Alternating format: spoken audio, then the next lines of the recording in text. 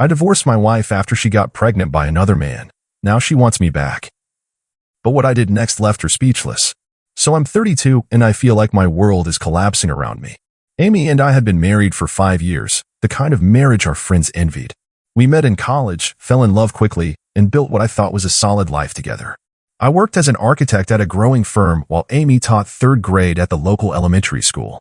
We had a nice house in the suburbs, 2 cars, and plans to start a family. Everything seemed perfect. We'd been trying for a baby for almost a year with no luck. It was starting to wear on us, especially Amy, who'd always dreamed of being a mother. We had discussions about fertility treatments, though we hadn't taken that step yet.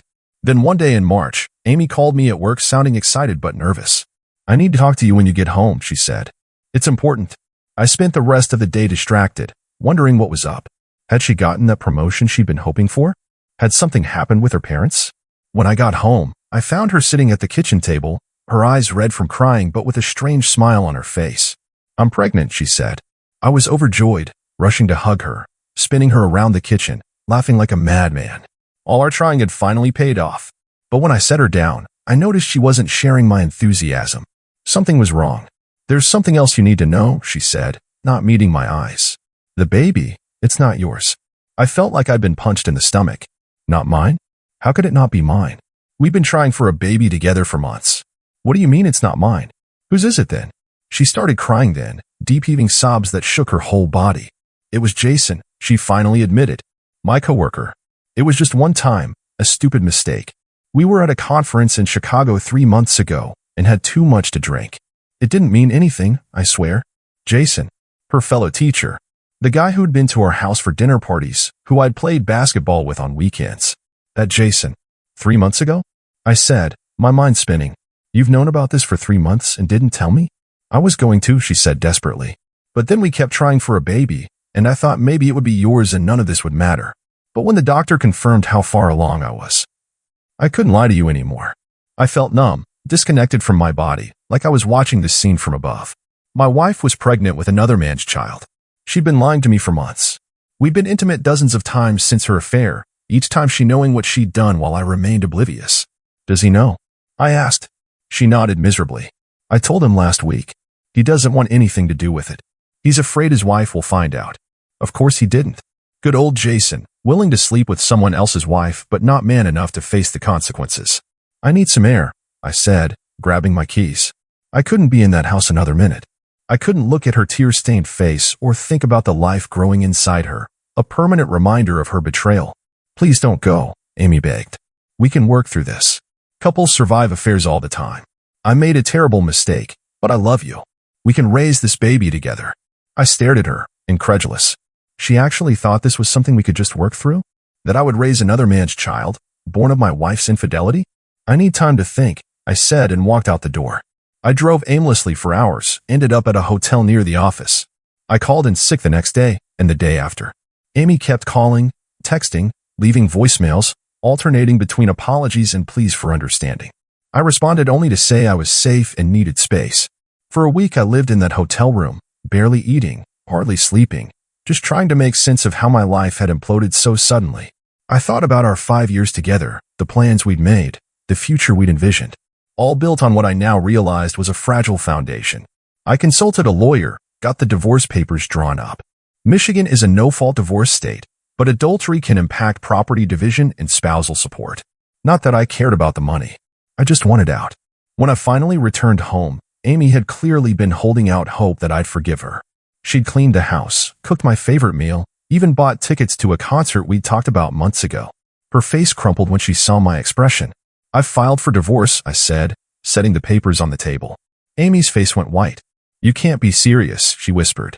One mistake, and you're throwing away 5 years of marriage. One mistake. I laughed bitterly. Amy, you slept with a colleague, lied to me for months, and are now pregnant with his child.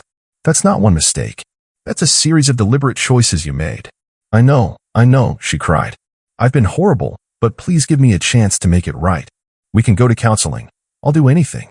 It's too late, I said. I just don't see how we come back from this. I'll be staying with my brother until we sort out the house. You're really doing this, she said, her voice hardening. You're abandoning me when I'm pregnant? I'm not abandoning you, I said. I'm divorcing you. There's a difference. And don't try to make me the bad guy here. We agreed to a temporary arrangement where I'd pay the mortgage until the house sold. I moved in with my brother Mark across town and threw myself into work. The divorce proceeded quickly since we had no children together and agreed on most financial matters. Amy kept trying to delay, hoping I'd change my mind, but eventually realized I was serious. The divorce was finalized 3 months later, just as Amy was starting to show. I heard through mutual friends that Jason's wife had found out about the affair and kicked him out. Apparently he'd moved to Cleveland to start fresh. He never did step up to take responsibility for the baby. I bought a condo downtown, changed jobs, and began rebuilding my life piece by piece. Some days were harder than others. I'd catch myself thinking about calling Amy to share news or seeing something that reminded me of our life together. But mostly I felt relief that I'd gotten out before we had children of our own that would have tied us together forever. Or so I thought. A year passed. Divorce has a way of showing you who your real friends are. Some stuck with me, some sided with Amy, most just felt awkward and drifted away. I'd been on a few dates, nothing serious.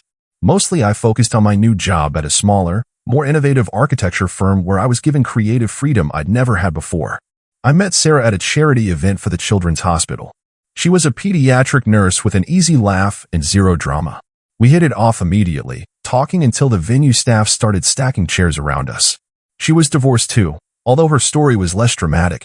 Just two people who'd grown apart. We took things slow, both a bit gun-shy after our failed marriages. 6 months into our relationship, things were going great. Sarah was everything Amy wasn't, straightforward, honest, secure in herself. We never played games, never had those exhausting fights that go in circles. If something bothered her, she'd just say so, and we'd talk about it like adults. It was refreshing. I was falling in love again, something I hadn't thought possible in the aftermath of Amy's betrayal. Sarah and I were talking about moving in together, starting to plan a future. Then Amy called out of the blue. "Marcus," she said when I answered, sounding breathless. "I need to see you. It's important." I hadn't spoken to her in months. According to our divorce agreement, all communication was supposed to go through our lawyers. "Whatever it is, Amy, you can tell me over the phone." "Please," she said. "It's about Emma." Emma, her daughter. She'd been born about 6 months after our divorce was finalized. I'd never met her. Never even seen a picture. As far as I was concerned, she was the living proof of Amy's infidelity and Jason's cowardice. Not the child's fault, of course, but a reminder of everything I'd rather forget. "What about her?" I asked warily. "She's sick, Marcus. Really sick. I need to talk to you in person." Reluctantly, I agreed to meet her at a coffee shop near my office. When I arrived, Amy was already there, bouncing a fussy baby on her knee. She looked different, thinner, with dark circles under her eyes, her hair pulled back in a messy ponytail. Nothing like the polished, put-together woman I'd been married to. "Thanks for coming," she said as I sat down. "This is Emma." I looked at the baby, feeling an unexpected pang. She had a tuft of dark hair and big eyes that studied me curiously. She was cute, as most babies are, but I didn't see anything of Jason in her. Or Amy, for that matter. "You said she's sick," I said, trying to stay focused. Amy nodded, wiping at her eyes. "She has a rare blood disorder. She needs a bone marrow transplant. I'm not a match, and neither are my parents." "I'm sorry to hear that," I said genuinely. "That must be terrifying. But I don't understand why you're telling me this." "Jason should be a match," Amy said, "but he's disappeared. His parents won't help. They've wanted nothing to do with Emma since she was born." "Again, I'm sorry, but what does this have to do with me?" Amy took a deep breath, like she was preparing herself for something difficult. "I need you to get tested as a potential donor." I stared at her. Why would I be a match? She's not my child. Amy looked down at Emma, then back at me. "That's the thing, Marcus. She is." The coffee shop seemed to tilt around me. I gripped the table to steady myself. "That's not possible," I said. "You told me yourself she was Jason's." "I thought she was," Amy whispered. "I really did. But when she was born, there were some questions. The timing wasn't quite right. They did a paternity test, and Jason wasn't the father. It had to be you." My mind raced. If what she was saying was true, it meant Amy had been sleeping with both me and Jason around the same time. It meant the child I'd walked away from, my flesh and blood, was now desperately ill. "You've known this how long?" I asked, my voice dangerously quiet. "Since she was born," Amy admitted. "Almost 8 months." 8 months. 8 months during which I'd grieved my marriage, rebuilt my life, started a new relationship. 8 months she'd kept my daughter from me. "And you're only telling me now because you need something from me," I said, fury building. Not because it was the right thing to do, not because I had a right to know I have a child. I was afraid, she said, tears spilling down her cheeks. Afraid you wouldn't believe me, afraid you'd take her away from me. I know I don't deserve your help, but Emma does. She's innocent in all this. I stared at the baby, who was now gumming a teething ring, oblivious to the bombshell her mother had just dropped. My daughter. If Amy was telling the truth, I'll need proof, I said finally. A paternity test. And if she is mine, I want that legally established. I'll have rights. Anything, Amy said desperately. Just please get tested. The doctors say we don't have much time. I left the coffee shop in a daze. Called Sarah, canceled our dinner plans. I couldn't possibly explain this situation, not yet, not until I knew for sure. Went straight to my doctor and arranged for a paternity test. It would take a few days for results. Those were the longest days of my life. I couldn't eat, couldn't sleep, couldn't focus on work. I kept thinking about that little girl with the dark hair and solemn eyes. Was she really mine? If so, what did that mean for my life, for my relationship with Sarah, for my future? The results came back positive. 99.9% probability that I was Emma's biological father. I sat on my couch staring at the paper until the words blurred, then called the hospital to arrange bone marrow testing. The next day I met with Amy and the doctor. They explained Emma's condition, took my blood for compatibility testing. The doctor was cautiously optimistic about finding a match, if not for me then from the donor registry. But a parent was always the best chance. As I was leaving the hospital, Amy tried to thank me. Don't, I said, holding up a hand to stop her. I'm not doing this for you. I'm doing it for Emma. If she's my daughter, I'll do whatever she needs. But this doesn't change what you did. You lied about her paternity, then kept her from me for 8 months, only telling me when you needed something. That's not okay, Amy. I know, she said, looking down. I've made so many mistakes. But maybe this is a chance to start over. The three of us. I'm with someone else now, I interrupted. Someone I care about deeply. Whatever fantasy you're building in your head about us being a family, stop it right now. If Emma is mine, I'll be in her life. I'll support her financially, emotionally. But you and I, we're done. I walked away, leaving her standing there. I had a lot to figure out. How to tell Sarah that I had a daughter. How to be a father to a sick child. How to co-parent with a woman I couldn't trust. But at least now I knew the truth. No more lies, no more secrets. 3 days later, the hospital called. I was a match for Emma. The bone marrow harvest was scheduled for the following week. The bone marrow procedure was more intense than I'd expected. They put me under general anesthesia, inserted large needles into my hip bones, and extracted the marrow. I woke up feeling like I'd been hit by a truck, sore and groggy, but knowing I'd done the right thing. My daughter had a fighting chance because of me. Sarah had been shocked when I told her about Emma, but surprisingly supportive. She's a pediatric nurse after all, committed to helping children. She understood this wasn't about Amy or our failed marriage, but about an innocent baby who needed help. Are you sure you want to keep seeing me? I asked her after explaining the situation. This is going to complicate things. I'll be co-parenting with my ex-wife for at least the next 18 years. Sarah just smiled. Marcus, I didn't fall for you because your life was simple. I fell for you because you're a good man who does the right thing even when it's hard. Especially when it's hard. I don't deserve you, I said. Probably not, she teased. But you're stuck with me anyway. The transplant was successful. Emma responded well, though she'd need ongoing treatment and monitoring. I visited her in the hospital every day, watching her tiny body fight to heal. It was during those visits, sitting beside her crib, that I fell in love with my daughter. Despite everything, how she came to be, the months I didn't know she existed, Emma was part of me.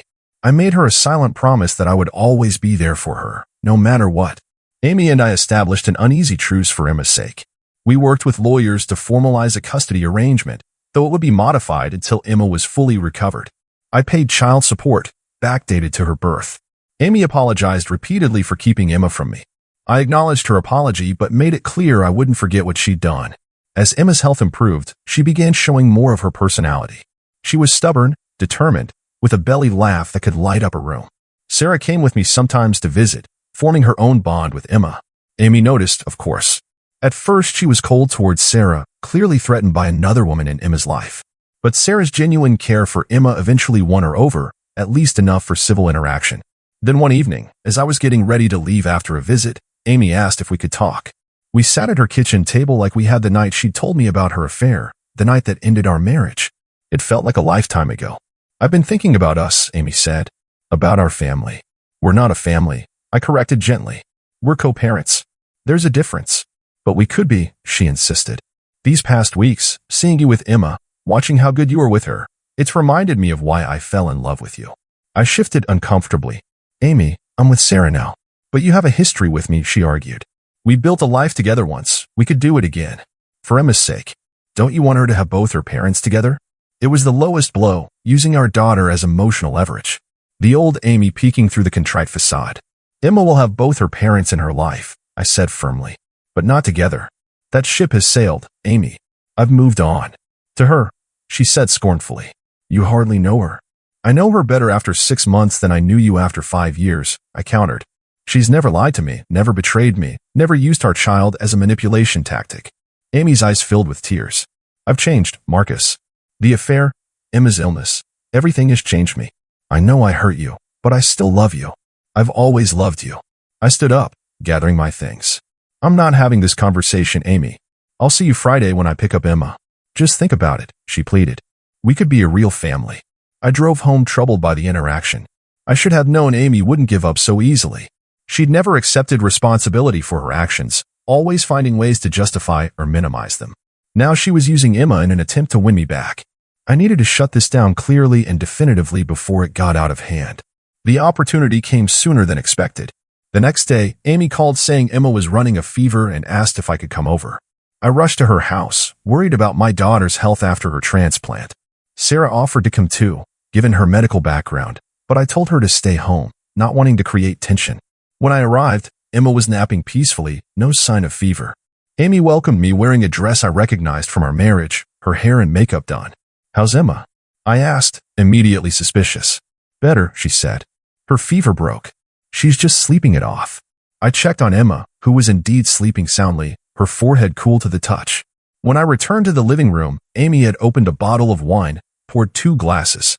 I thought we could talk, she said, patting the couch beside her. About what I said yesterday. There's nothing to talk about, I said, remaining standing. I'm with Sarah. I'm happy. Are you really? She challenged. Or are you just afraid to try again with me? Afraid you might still have feelings for me? I'm not afraid, Amy. I'm done. What we had is over. I've moved on. You need to accept that. She stood up, moving closer. We share a child, Marcus. We'll always be connected. Why fight what's between us? Before I could react, she leaned in and kissed me. I pulled back immediately, stepping away from her. What are you doing? I demanded. This isn't okay. You felt something, she insisted. I know you did. The only thing I felt was discomfort, I said angrily. You need to stop this, Amy. Now. She looked like she was about to argue further when the front door opened. Sarah stood there, her expression a mixture of shock and hurt. She'd come anyway, worried about Emma, bringing children's Tylenol and a stuffed animal. Sarah, I said, moving toward her. This isn't what it looks like. It looks like your ex-wife kissed you, Sarah said, her voice flat. Yes, but I didn't want her to. I pulled away immediately. Amy watched this exchange, a strange smile playing on her lips. It was clear she'd orchestrated the whole thing. The fake fever, the wine, the kiss. She'd wanted Sarah to walk in, hoping it would drive a wedge between us. That's when I knew Amy hadn't changed at all. She was still manipulative, still willing to hurt others to get what she wanted. Even at the expense of Emma's well-being, using our daughter's health as a ploy. The next morning, I contacted my lawyer, requesting an emergency meeting. I explained the situation, Amy's manipulation, her attempts to use Emma to force a reconciliation. He listened carefully, making notes. We need to formalize everything, he said when I finished. Custody, visitation, support. Leave no gray areas she can exploit. I agreed. We spent 2 hours drafting a comprehensive co-parenting plan that spelled out every aspect of our arrangement. My lawyer assured me it was fair, generous even, but with clear boundaries to protect everyone involved. Then I called Amy, asking to meet at a neutral location, a coffee shop near her house. I brought the paperwork and a witness, my brother Mark, who had always seen through Amy's manipulations. She arrived looking hopeful, clearly thinking our meeting was about reconciliation. Her expression fell when she saw Mark. What's this about? She asked. I slid the co-parenting agreement across the table. This is a formal custody and visitation arrangement. It's generous, fair to both of us, and puts Emma's needs first. If you agree to it, we can avoid going back to court. She glanced at the papers, then back at me. Is this because of yesterday? Marcus, I'm sorry if I overstepped, but it's because of everything, I interrupted. The lies about Emma's paternity, keeping her from me for 8 months, faking a medical emergency to try to seduce me. Using our daughter as a pawn in your games. It stops now, Amy. She flushed angrily. You're blowing this out of proportion. I made mistakes, yes, but... I held up a hand, cutting her off again. I don't want to hear it. I'm not interested in your justifications or excuses. What I want is a clear arrangement that protects Emma and establishes boundaries between us. You're doing this because of her, Amy said bitterly. That nurse. She's turned you against me. Mark snorted at that, but I kept my composure. No, Amy. You did that all on your own. Sarah has nothing to do with this decision. This is about Emma, about giving her stable, loving parents who respect each other even if they're not together. And if I don't sign, she challenged. Then we go to court, I said evenly. I have documentation of your recent behavior, the false medical emergency, your attempt to interfere with my relationship. Do you really want a judge to hear all that? She stared at me for a long moment, then dropped her eyes to the agreement. Something in her seemed to deflate, the fight going out of her. I just thought. She began, her voice small. I thought we could be a family again. We are a family, I said more gently. Just not the kind you're imagining. We're Emma's parents, and we always will be. But that's all we are to each other now. She read through the agreement slowly.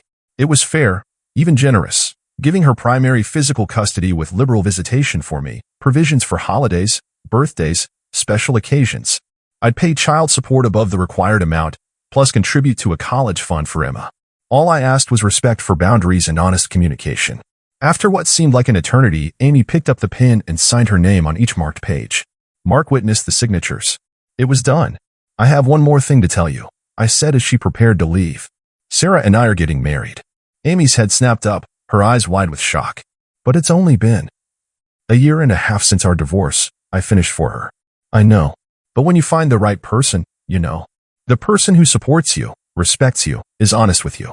We're not rushing. We'll have a long engagement. I wanted you to hear it from me, not through gossip.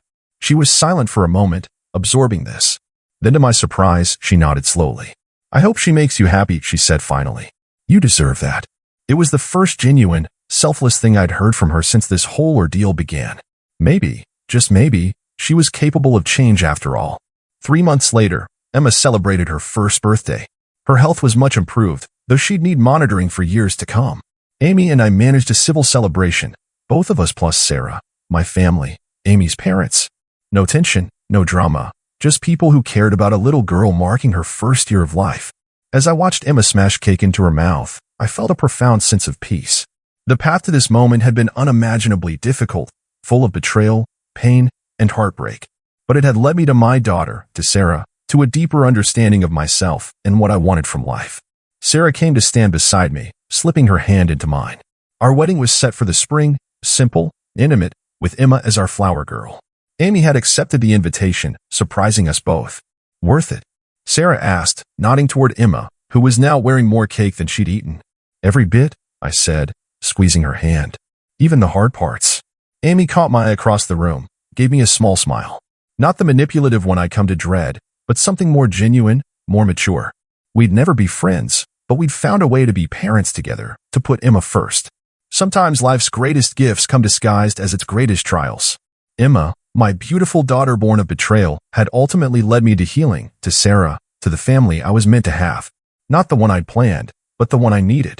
Sometimes what leaves someone truly speechless isn't a grand gesture or cruel revenge, but simply moving forward with grace, dignity, and an open heart. Building a life so full of joy that the past loses its power to hurt you. That's what I'd done.